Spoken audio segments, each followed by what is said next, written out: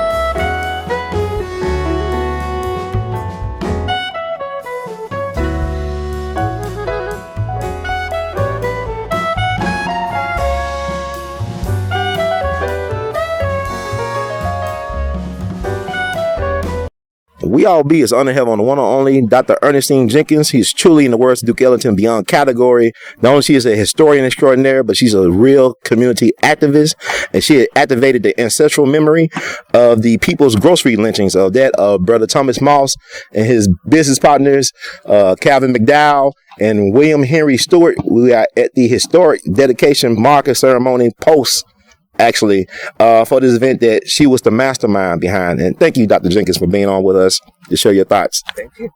So what are your thoughts today that you finally got this marker in the ground over the gravesite of Thomas Moss? How do you feel about this situation? It's difficult to find words, but I think probably sacred or blessing is good, historical, because it was just such an important personal thing. To actually get done and to have us come back out here and meet and have this ceremony. When you think about there has probably not been a ceremony commemorating these three young men since they were actually interred here. But I'm sure that the Black community at the time probably continued to come out here and remember these three young men. But it was really important, and I hope that it helps to maybe spur more important endeavors in documenting the African American history and presence in Memphis, because it's really important. Now, can you give a short synopsis of why we're here today, gathered here for this ceremony or this cause? Mm-hmm. To me, it's important to gather here because it's the bicentennial. And I don't think that there has been enough emphasis put on documenting African American history in the city. And so it's over 100 years, almost 200 years since this particular event happened. And after this event happened, Thomas Moss's wife, for instance, she left Memphis. We don't have an idea of what happened to Calvin McDowell's relatives. He was unmarried, and we don't know what happened to William Henry Stewart's relatives. He was also a young man, and he had not married yet. So it's just important to document how important those three young men were to their community, that they were loved by people, that they were all buried here together in this historic, sacred space. It's ironic that we have found the grave of Thomas Moss. We haven't found the graves of the other two young men yet. And to me, that's the kind of history that speaks. that Thomas Moss was the one of the three men that was the closest to Ida B. Wells and spurred her to start the anti-lynching campaign and do all of that research on really trying to figure out why whites were intent on directing such violence towards black people, and finding out that it wasn't about the rape. It was about the success that black people were having in the late 19th century and trying to intimidate them and keep them from doing that. So, yeah, they need to be remembered, and thinking about when terrible incidents happen in your community like this, the 1866 Memphis massacre, this 1892 lynching of these three young men, and still black people in this city were not run off by whites. They stayed and they continued to build their communities and build their homes here and make this city the definitive place that it is today. So when you think about, you talking about the Memphis massacre, 1866, and the People's Grocery lynching of 1892, what do you think was the cause of these events? Was it about, what do you think were the cause, or what have been proven in time? Why did these things happen? Well, with the 1866 Memphis massacre, that was coming out of white people's feelings about having lost the war. And that was when you had several thousand, there were probably almost 4,000 slaves that were in Memphis before that. And then you had the population increase to over 16,000 by the end of the Civil War. And then you had thousands of black men within this region that was serving with the Union Army. And so the appearance of black men in uniform after the Civil War, all of the black people that were settling here in Memphis after the Civil War, and that's the way they talked about Memphis. When you go back and look at the records, they referred to Memphis as a city of refuge, because you had the fort that was here that mostly former slaves had built. The Union Army was here. So it was a place where people felt protected. And it just blew up after the war in this confrontation with the police, even back then, and the former slaves. And so you had this violence where something like 46 blacks lost their lives and 2 white people by mistake.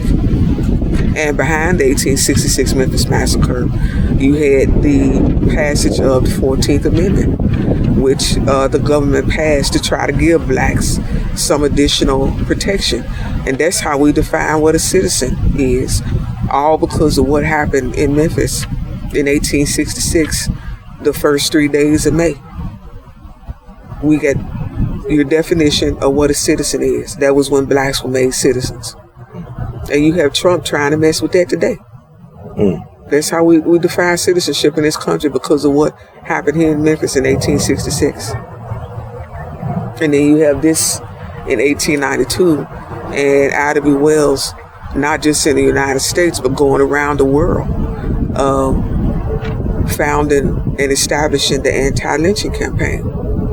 All again because of what happened here in Memphis in 1892. Wow. And so what was the reason for the lynching of her friends, especially her good friends? She was the godmother to his daughter, correct? She was the godmother to his daughter, and his wife was pregnant at the time. And as the sources say, she fainted right here, at this gravesite doing the ceremony and stuff. And Thomas Moss was one of the first black mailmen in Memphis, and this picture shows him wearing his uniform as his cap with his number on it, and his shirt as a mailman. And they had just started hiring black men as mailmen in the late 1880s and early 1890s, and he was one of the first ones. So he would have been a fairly established, older than the other 2 young men, family man, and important in his church. He taught Sunday school in his church.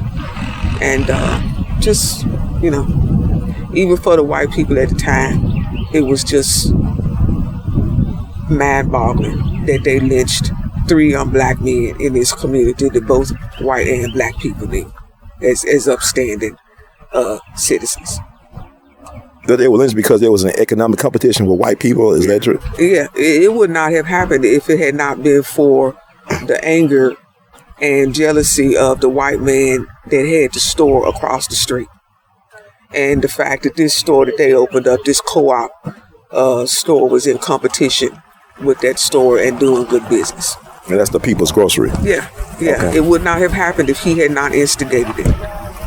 You know, it was all on him. And getting a group of other white men to go in and take these 3 young men out of jail and take them up to the railroad tracks in North Memphis and kill them, shoot them to death. So the thing about it was they were protecting their business, right? Protecting their business.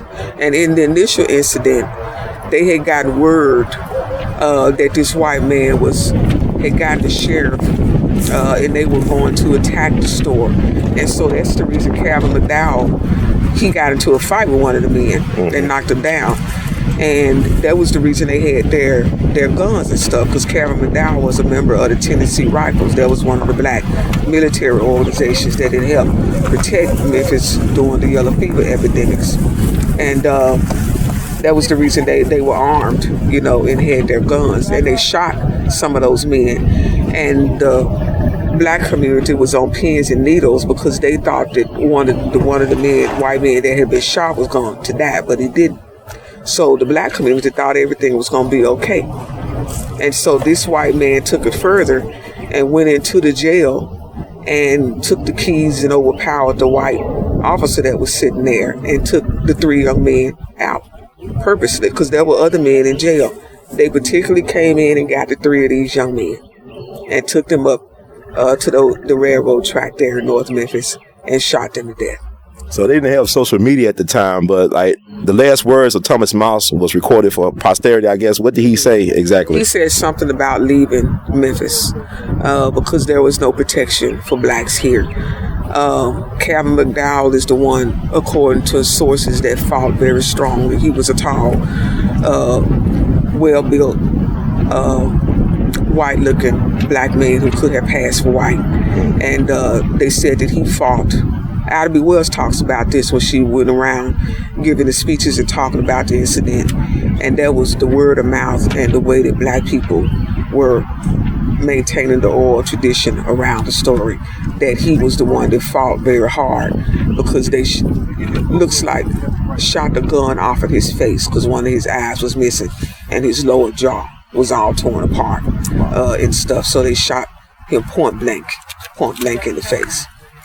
So basically, this is the lynching that jump-started A.L.L Wells' career and also ran out of Memphis, correct? Yes. Why was that? Yeah. Well, because of her close relationship with Thomas Moss. Mary Church Terrell, as I mentioned before, also had grown up with Thomas Moss. And so she writes about that as well. But that's the way activism often starts. Something as horrendous as this happens and you just can't understand why. Like I said, these were not criminals. These were not young men that had a bad reputation. These were upstanding citizens. How could you have such hatred to do something like that? You know, and that spurred her activism, but it also spurred her interest in becoming a journalist, which she already had. She was working for the newspaper, and she just took it a step further and began to do research and travel throughout the South and document these stories where she had heard there had been a lynching and started to ask those questions. And that's how she came to the conclusion, and she published her 2 pamphlets talking about this was all about jealousy and being intimidated by the success that Black Americans were having, even in front of all the obstacles that white people put in their way. It was never about the rape of white women. And that angered white Memphians, some of them, or a lot of them. Well, like I said, this is really a different kind of lynching, because this is a lynching that happened in a community. It's not like with the A.L. Persons lynching in 1917, when that was somebody that people didn't know. Mm-hmm. These people were known. They were living over there in this mixed black and white community along the curve in South Memphis. So this is just unique because these people knew each other. That white man knew them, just like he knew them. So Yeah, it's just something that's so unique about this particular thing here. So you have any idea what happened to, like, you said, like, some of the people, like the Cal McDowell family, you know what happened, but, Bessie, Moss she left. She left. And I don't want to, it's either Ohio or Illinois, I think, or maybe Indiana, but one of the Midwestern states. She left eventually and went there. She was here for about another year. Wow. She was pregnant, remember, so she had to give birth and whatever. And she left and moved, and she didn't marry immediately, but she did marry someone else. I think after about 7 years old. That's good. And she had a son, correct? Yes. Okay. Mm-hmm. So that's interesting. I saw that. Maureen was the girl that was already here that Ida B. Wells was the godmother to, and then the child that she had after the lynching was the boy. I think you had the picture. I saw the picture of her Ida B. with the son and the daughter. Yeah, she continued her relationship with them because she was like a mother to the children. And in the Ida B. Wells archives at the University of Chicago, there are pictures of Maureen as a young woman, and a picture of Ida B. Wells with the 2 young children, and with Bessie Moss. So, like, uncovering these type of stories, like, we got this situation in the last couple of years, people taking down Confederate monuments and flags, but also you got what you're doing in terms of resurrecting the ancestral memory of our ancestors who were, I guess, part of this Black Holocaust, or so to speak, of America. By doing that, do you think it makes the case easy for reparations for blacks descendant of slaves, or this movement they got going on, Americans descendant of slaves? Does it make the case easily for reparations when you talk about stories like these? I got a long answer for that one. Okay. Let me stop and take a little bit of... Yeah, drink water. Yeah. Okay. So, the question, how would this impact the discussion around reparations?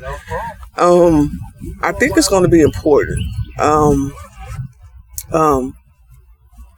forgetting the name of the young congressman. He's Hispanic, Arizona, who gave a really good answer, or at least a well thought out answer, last week or so around the issue of reparations.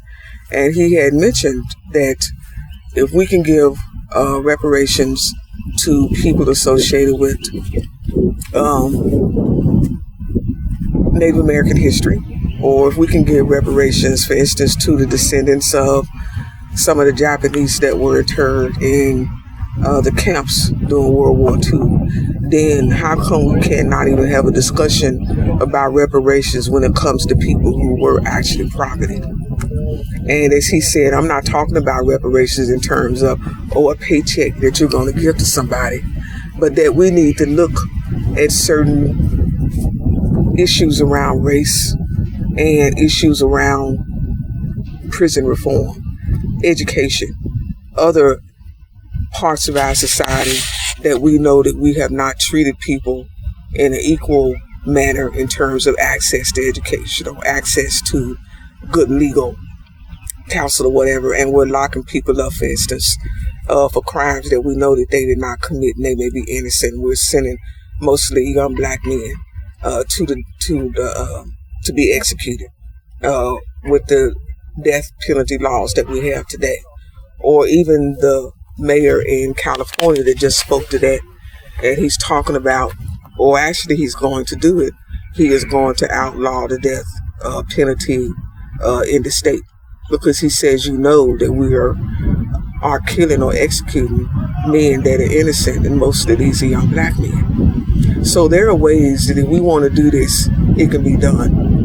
And so I would suggest that people don't think that this is such an outlandish idea or it won't happen. I think that there's probably, now that we're moving in that direction, that in some shape or form, there's going to be some discussion or something happen around the whole issue of reparations. I thank you, Dr. Jenkins, for that. And also, where's the exact location of Ida B. Wells' newspaper office? I know they got a mark on bill, but what's the exact location? There was, that's about where they think it was, another building that she worked in. Mm-hmm. But she did, when she first came here, and she worked for the newspaper that was founded by the minister at Beale Street Baptist Church. Then there was supposedly where the offices were for that newspaper. So that came out of the discussion we were having about there is an interest in Memphis in having a statue of Ida B. Wells in place. And they were talking about putting it where her home's, where she used to live. That doesn't make sense to me. They should be, to me, the best site for a statue for Ida B. Wells would be around in Church Park near historic Beale Street Baptist Church, because that's where the newspaper was that she worked on. It's still near the market, it's near FedEx Forum, where there was another office that she worked at. And then she knew Robert Church Sr. like everybody else did. He at one time loaned her money in hard times. So, and Beale Street Baptist Church is one of the churches that she used to go to, in addition to Avery Chapel and some of these other churches that were then mostly all downtown, because most of those black churches built after the Civil War were along the Beale Street area.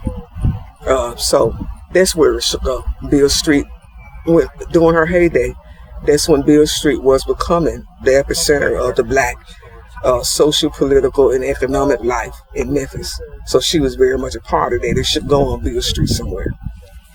Thank you, Dr. Jenkins. I mean, I could stay here all day, or you could all this information that we need to hear and get amplified. And I want to thank you so much for your continued service to the community.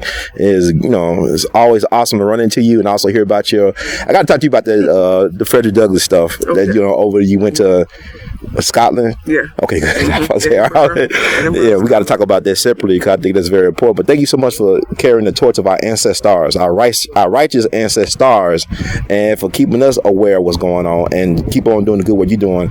Amplify blessings in the words of great Duke Ellington. We love you madly. Keep on producing and pushing. Thank you.